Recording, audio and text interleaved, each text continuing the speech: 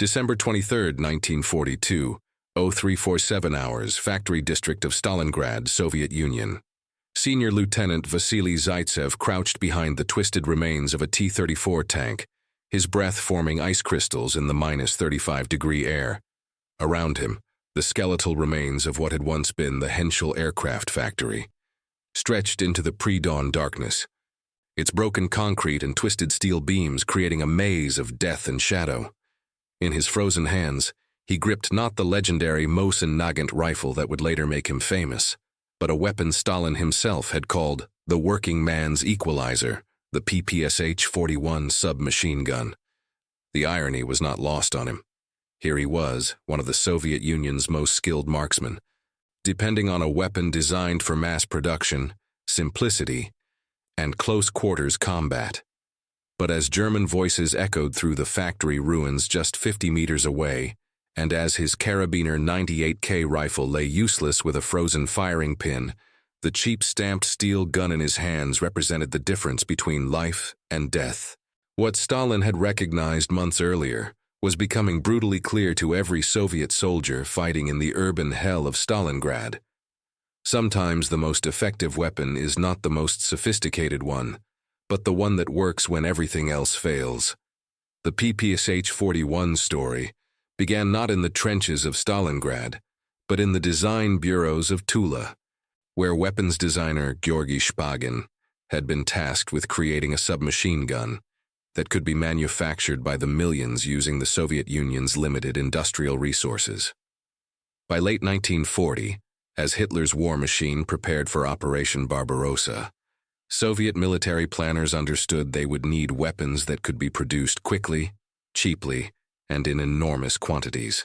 Traditional machining methods used for weapons like the German MP-40 or the Finnish Suomi required skilled craftsmen and expensive materials.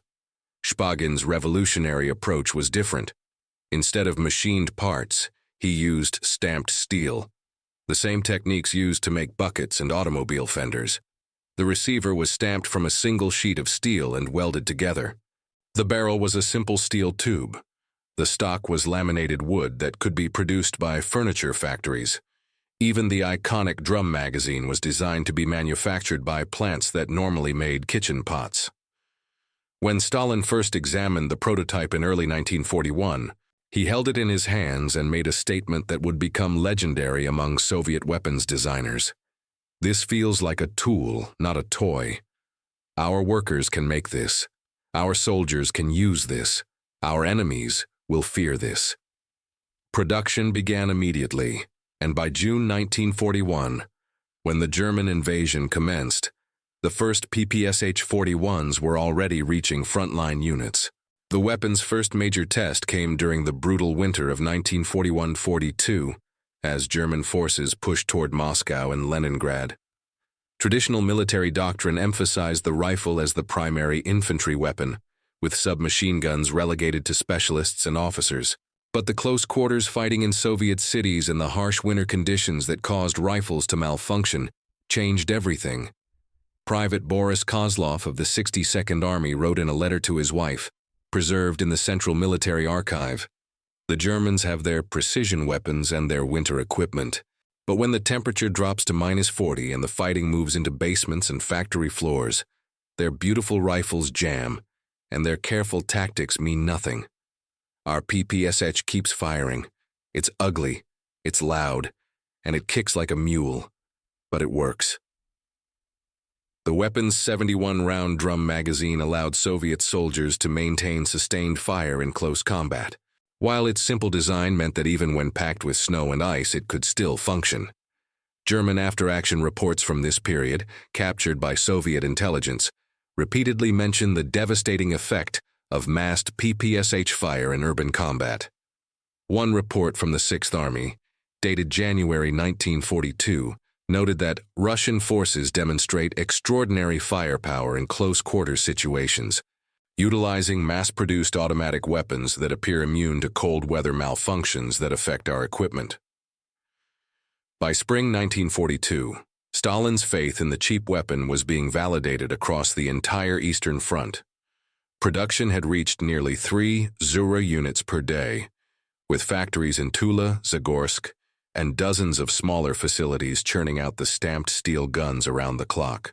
The weapon's effectiveness led to dramatic changes in Soviet infantry tactics. Traditional rifle squads were reorganized to include multiple PPSH gunners, creating what military historians would later call walking fortresses, infantry formations capable of delivering concentrated automatic fire while advancing. The Germans responded by developing new tactics specifically to counter mass PPSH assaults, including increased use of machine gun nests and longer-range engagement techniques. But the psychological impact was equally important. Soviet soldiers, who had spent the first year of the war feeling outgunned by superior German equipment, suddenly possessed a weapon that gave them confidence in close combat. Commissar reports from this period consistently mention improved morale among units equipped with the PPSH-41, with soldiers requesting transfer to PPSH-equipped formations.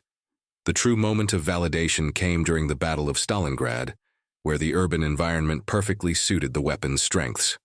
Factory floors, apartment buildings, and rubble-strewn streets created countless opportunities for the kind of close-quarters combat where the PPSH-41 excelled. Soviet 62nd Army reports from October 1942 show that PPSH-equipped units consistently outperformed rifle-equipped units in building-to-building fighting, with significantly lower casualty rates and higher success rates in clearing German positions. The weapon's reliability in extreme conditions became legendary among both Soviet and German forces. Captain Friedrich von Luck of the 7th Panzer Division wrote in his memoirs that the Russian submachine gun worked in conditions that would have destroyed any German weapon. We found them functioning after being buried in rubble for days, after being submerged in freezing water, after being exposed to temperatures that made our own weapons useless. If you want to discover how a weapon designed by peacetime furniture factories became Stalin's secret weapon against the Wehrmacht, please like this video. This helps us share more forgotten stories from the archives. And subscribe to the channel if you haven't already, so you don't miss the next episodes. We're uncovering these hidden histories every day. The cheap weapon's impact extended far beyond individual combat effectiveness. By late 1942, Soviet intelligence had intercepted German communications indicating that Wehrmacht units were actively seeking to capture PPSH-41s for their own use. The weapon's 7.62 or 25 mm Tokarev cartridge was powerful enough to penetrate German body armor at close range, and German soldiers discovered that captured PPSHs were more reliable in winter conditions than their issued MP-40s. This led to the unusual situation where German units would specifically target Soviet PPSH gunners, not to eliminate them, but to capture their weapons. Some German formations became so dependent on captured PPSHs that they developed informal supply chains to obtain Soviet ammunition. A captured German logistics report from Army Group Center, dated March 1943, complained that significant quantities of 7.62 Tokarev ammunition must be procured through irregular channels to supply troops who have adopted enemy weapons due to superior reliability. This reverse lend-lease highlighted just how effective Stalin's cheap weapon had become. The weapon's mass production also represented a triumph of Soviet industrial planning. Unlike complex weapons that required specialized factories and skilled workers, the PPSH-41 could be manufactured in facilities that had never made weapons before. Tank factories made receivers, automotive plants produced barrels, and even clock manufacturers contributed precision components. This distributed production model made the weapon virtually impossible for German bombers to eliminate, as destroying PPSH production would have required bombing every major industrial facility in the Soviet Union. By 1943, production had reached over 5 million units, making it the most widely produced submachine gun in history. Stalin personally visited the Tula factory in March 1943 and was reportedly amazed to see workers who had been making samovars 6 months earlier now producing military weapons. According to factory manager Alexei Sudayev's memoir, Stalin examined the production line and declared, "This is how we win wars, not with perfect weapons, but with weapons that work, made by workers who understand that every gun they build saves Soviet lives." How many of you have heard stories from grandfathers or relatives who served in World War II and never talked about what they experienced? These memories are disappearing from history. Leave a comment now saying simply, "My family served." When you comment, you're not just sharing your story. You're preserving the memory of ordinary people who faced extraordinary circumstances with whatever tools they had. Let's create a living memorial right here in the comments. The PPSH-41's effectiveness fundamentally changed German tactical thinking on the Eastern Front. Wehrmacht training manuals from 1943 onwards included specific sections on countering mass submachine gun attacks, emphasizing the need for longer engagement ranges and concentrated machine gun fire. German units began requesting increased allocations of machine guns specifically to counter Soviet PPSH formations. The weapon's psychological impact was equally significant. German soldiers reported feeling outgunned in close combat for the first time in the war. A captured German training document from late 1943 warned that Russian forces demonstrate unprecedented firepower in urban and forest combat through mass employment of automatic weapons. Traditional rifle tactics are inadequate. Engagement at ranges below 100 meters should be avoided when possible. This represented a complete reversal from early war German doctrine, which emphasized aggressive close-quarters tactics. The cheap Soviet weapon had forced the Wehrmacht to fundamentally alter its approach to infantry combat. The weapon's design philosophy also influenced post-war weapons development worldwide. Military observers from Allied nations who examined the PPSH-41 in 1943-44 were initially skeptical of its crude appearance and simple construction. British and American weapons designers, accustomed to precision-machined firearms, dismissed it as typical Russian engineering, effective but unsophisticated. However, detailed analysis revealed that Spagen's design incorporated numerous innovative features that would later appear in post-war weapons. The stamped steel construction method was adopted by almost every major weapons manufacturer after the war. The weapon's modular design, which allowed easy field maintenance and repair, became standard for military firearms. Even the iconic 71-round drum magazine, initially dismissed as unwieldy, proved so effective that similar high-capacity magazines were developed for weapons worldwide. Most importantly, the PPSH-41 demonstrated that weapons designed for mass production could be as effective as handcrafted precision firearms, leading to the modern concept of good-enough weapons that prioritize reliability and manufacturability over perfection. By late 1943, Stalin's faith in the cheap weapon was being vindicated on battlefields from Kursk to Leningrad. Soviet formations equipped with PPSH-41s consistently demonstrated superior performance in urban combat, forest fighting, and winter operations. The weapon's ability to function in extreme conditions had earned it the nickname the soldier's friend among Soviet troops.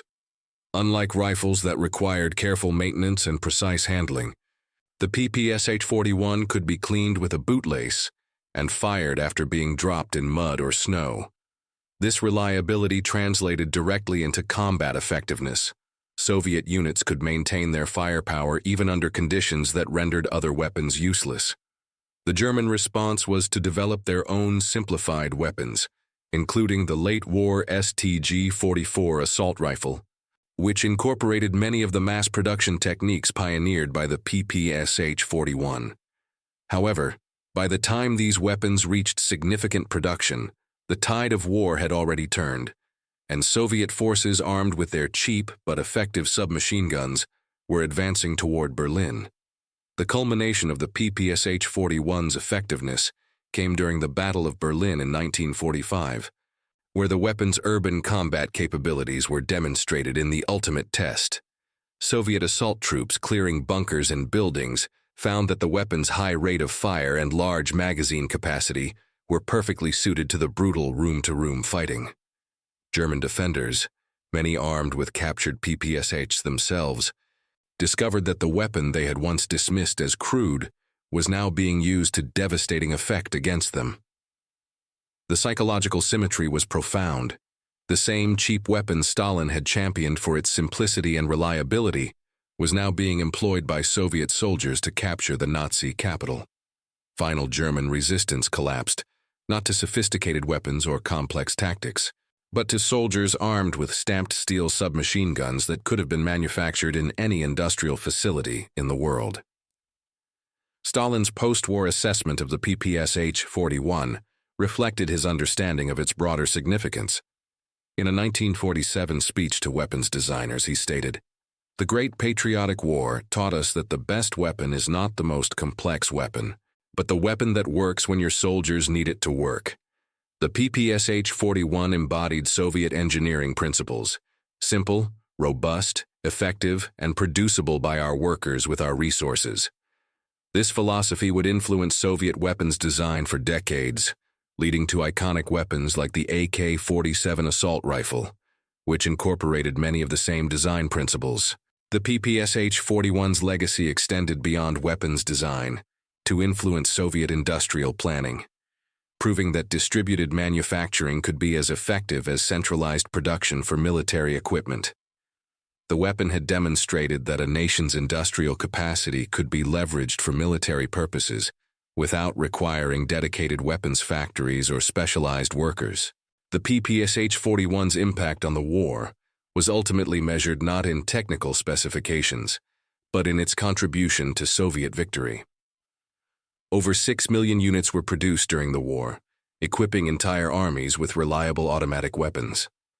The weapon's effectiveness in close combat helped Soviet forces retake thousands of towns and cities, while its reliability in extreme conditions allowed continued operations during harsh winter months when other weapons failed. Most importantly, the PPSH-41 provided Soviet soldiers with confidence that their equipment was adequate for the tasks they faced. After years of feeling outgunned by superior German equipment, Soviet troops finally possessed a weapon that gave them tactical advantage in the type of combat they most frequently encountered.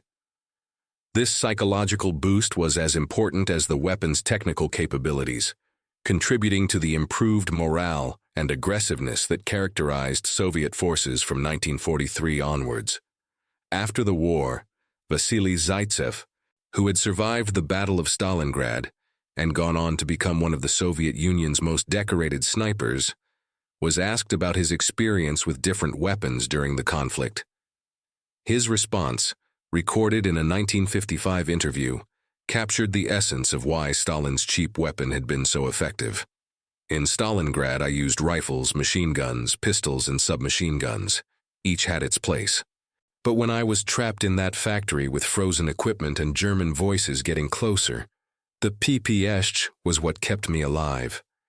It wasn't the most accurate weapon. It wasn't the most elegant weapon, but it was the weapon that worked. Sometimes that's what matters most."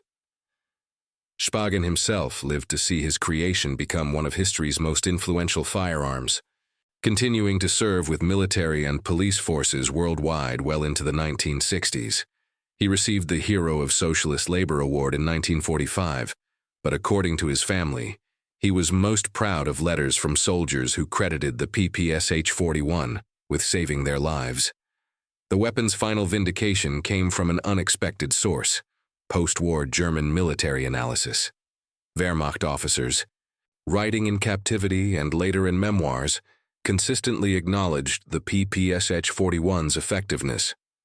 General Heinz Guderian, in his post-war analysis, Panzer Leader, admitted that the Russian submachine gun proved more suitable to the conditions of the Eastern Front than our own weapons. Its reliability in extreme weather and effectiveness in close combat made it a formidable weapon in capable hands.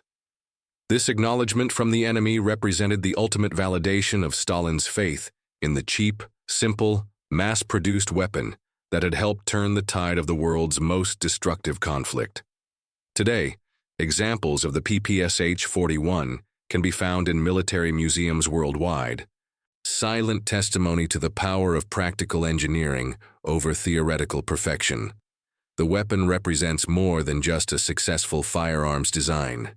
It embodies the principle that effectiveness matters more than elegance, that reliability trumps sophistication, and that sometimes the best solution is the simplest solution. in factories, foundries, and workshops around the world. Engineers still apply the lessons learned from Shpagin's revolutionary submachine gun. The PPSH-41 proved that ordinary workers with basic tools could create extraordinary weapons, and that mass production could yield results superior to handcrafted perfection. Most importantly, it demonstrated that in warfare, as in life, the tool that works when everything else fails is often the most valuable tool of all. If this story moved you the same way it moved us, do us a favor, leave your like on this video. Every like tells YouTube to show this story to more people. Subscribe to the channel and hit the notification bell. We're rescuing forgotten stories from dusty archives every day. Stories about weapons that changed history, soldiers who defied impossible odds, and leaders who understood that sometimes the simplest solution is the most powerful solution. Real people, real courage, real impact. Leave a comment right now and tell us where you're watching from. United States, Russia, Germany, United Kingdom, Canada, Australia. Our community spans the entire globe. You're not just a viewer. You're part of keeping these memories alive. Tell us your location. Tell us if someone in your family served in World War II. Just let us know you're here. Thank you for watching, and thank you for ensuring that Georgy Shpagin's legacy and Stalin's wisdom about the power of practical solutions don't disappear into silence. These innovators deserve to be remembered, and you're helping make that possible. This content combines documented historical information with educational narrative techniques designed for entertainment value. While the PPSH-41's development, production numbers, and combat effectiveness are historically accurate, some specific dialogue and personal accounts have been dramatized to enhance the educational experience. The true scope of Stalin's commitment to the cheap weapon became evident when examining the industrial mobilization required for its mass production. By early 1943, the Soviet Union had transformed its entire light manufacturing sector to support PPSH-41 production. In the city of Kirov, a bicycle factory had retooled its assembly lines to produce 800 PPSH receivers per day, with workers who had never seen a firearm learning to operate stamping presses and welding equipment. Factory manager Dmitry Volkov's production reports, preserved in the State Archive of the Russian Federation, reveal the extraordinary scope of this transformation. We converted our frame welding stations to receiver assembly in just 6 weeks. Our bicycle mechanics became weapons inspectors. Our paint shop began applying military finishes. Most remarkably, our quality control improved dramatically. The tolerance standards for military weapons were actually less demanding than those required for bicycle manufacturing. This industrial flexibility proved crucial to the weapon's success, as traditional arms manufacturers like Tula and Izhevsk could never have produced the required quantities using conventional methods. The weapon's effectiveness was further enhanced by innovations in ammunition production and supply. The PPSH-41's 7.62 25mm Tokarev cartridge was designed to use the same powder and primers as existing Soviet rifle ammunition, simplifying logistics and reducing production complexity. Ammunition factories that had been producing rifle cartridges could switch to pistol cartridge production with minimal retooling. By late 1942, Soviet ammunition production had reached 2.5 billion rounds annually for the PPSH-41 alone, more than the entire pre-war production of all small arms ammunition combined. This massive ammunition supply enabled Soviet tactics that would have been impossible with bolt-action rifles. Infantry formations could maintain sustained automatic fire for extended periods, suppressing German positions while advancing across open ground. The psychological impact of this firepower was immense. German soldiers reported feeling overwhelmed by the sheer volume of automatic weapons fire from Soviet forces, a complete reversal from the early war period when German forces had enjoyed superior firepower. The weapon's impact on Soviet military doctrine extended beyond tactical employment to fundamental changes in training and organization. Traditional Soviet infantry training had emphasized marksmanship and individual rifle skills, following military doctrine developed during the Russian Civil War. The introduction of mass-produced submachine guns required completely new training programs that focused on automatic weapons handling, ammunition conservation, and coordinated fire tactics. Training centers established in 1942 developed standardized programs that could train soldiers on the PPSH-41 in just 2 weeks, compared to the months required for rifle marksmanship training. These programs emphasized reliability and simplicity. Soldiers learned to maintain their weapons using improvised tools and field-expedient materials. Private Alexei Komarov, who trained at the Ryazan Infantry School in early 1943, wrote to his family that, "They taught us to clean our PPSH with a bootlace and a stick. They taught us to replace springs with wire from German equipment. They taught us that the weapon works best when you don't overthink it. Just point, squeeze, and keep it feeding." This pragmatic approach to weapons training reflected the broader Soviet philosophy of making complex military operations as simple and reliable as possible. The weapon's reliability in extreme conditions led to its adoption by specialized Soviet units that operated in the harshest environments on the Eastern Front. Arctic warfare units fighting in the Karelian forests found that the PPSH-41 remained functional at temperatures that rendered German weapons useless. Major Ivan Kozhedub of the 174th Rifle Regiment reported in January 1943 that his unit had operated for 6 weeks in temperatures below -45°C, with PPSH-41s maintaining a 95% operational rate, while captured German weapons had a failure rate exceeding 60%. The weapon's simple design meant that even when components froze solid, they could be restored to function by warming over a small fire or even body heat. German equipment, with its precise tolerances and complex mechanisms, required specialized maintenance procedures that were impossible to perform in field conditions. This reliability advantage became so significant that Soviet forces began targeting German units specifically to capture their personnel weapons, which were then distributed to Soviet troops as backup weapons when their primary equipment failed. The economic impact of PPSH-41 production represented one of the most successful military-industrial programs in history. The weapon's cost per unit was approximately 148 rubles in 1943, roughly equivalent to the cost of 2 pairs of military boots or 1 month's wages for a factory worker. This extraordinarily low cost enabled the Soviet Union to equip entire armies with automatic weapons while maintaining production of tanks, aircraft, and artillery. German intelligence estimates from 1943 calculated that the Soviet Union was producing small arms at a rate that would have bankrupted any other nation. Not understanding that the PPSH-41's design enabled such mass production without corresponding resource expenditure. Captured German economic analysis reports showed deep confusion about how the Soviet Union could simultaneously produce millions of submachine guns while maintaining production of heavy weapons. The answer lay in the weapon's distributed manufacturing model, which utilized existing industrial capacity rather than requiring new specialized facilities. The weapon's effectiveness in urban combat was perhaps most dramatically demonstrated during the siege of Leningrad, where Soviet defenders used PPSH-41s to maintain defensive positions for 872 days against German and Finnish forces. The close-quarters fighting in bombed buildings and rubble-filled streets perfectly suited the weapon's capabilities. Sergeant Mikhail Kalashnikov, who would later design the famous AK-47 rifle, served in Leningrad with a PPSH-41 and later credited the weapon with teaching him the importance of reliability over complexity. In a 1985 interview, he recalled that, in Leningrad, weapons had to work when covered in dust from collapsed buildings, when soaked in sewage water from broken pipes, when exposed to the acid smoke of burning factories. The PPSH worked in all these conditions. It taught me that a weapon's first job is to function. Everything else is secondary. The siege conditions provided the ultimate test of weapons reliability, with maintenance supplies extremely limited and replacement parts non-existent.